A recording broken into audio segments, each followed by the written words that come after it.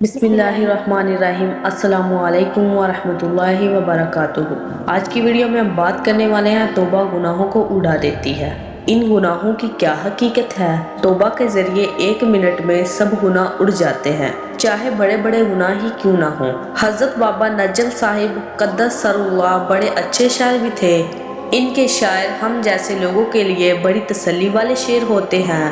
ان کا ایک شعر ہے: دولتیں مل گئی ہیں آہوں کی، ایسی تیسی میرے گناہوں کی۔ یعنی جب اللہ تعالیٰ نے آہوں کی دولت عطا فرما دی کہ دل ندامت سے شرمسار ہو رہا ہے، انسان اللہ تعالیٰ کے حضور حاضر ہے اور اپنے گناہوں کی معافی مانگ رہا ہے اور ندامت کا اظہار کر رہا ہے، تو پھر یہ گناہ ہمارا کیا بگاڑ لیں گے؟ لہٰذا جب توبہ کا راستہ کھلا ہوا ہے تو اب مایوسی کا یہاں گزر نہیں۔ عمل کی بدولت کوئی نجات نہیں پا سکے گا، محض اللہ کی رحمت سے نجات ہوگی۔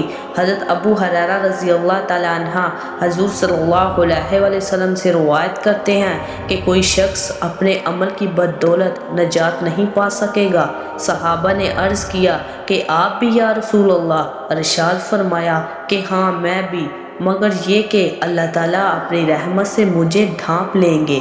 سو قریب رہو اور دوستی اختیار کرو، صبح و شام اور رات کی تاریکی میں معیار راوی سے محنت میں لگے رہو، منزل و مقصود تک پہنچ جاؤ گے۔ میرے دوستو، حقیقت کیا ہے؟ اصل میں یہ بندہ خدا مرنے سے پہلے اپنے گناہوں پر شرمندہ اور نادم ہو گیا تھا، اس لیے اللہ تعالیٰ کے عذاب سے ڈر رہا تھا، اور اللہ تعالیٰ کے ڈر نے اس کو وصیت پر مجبور کر دیا۔ اللہ تعالیٰ نے بھی اپنی شان و رحمت کا مظاہرہ فرمایا۔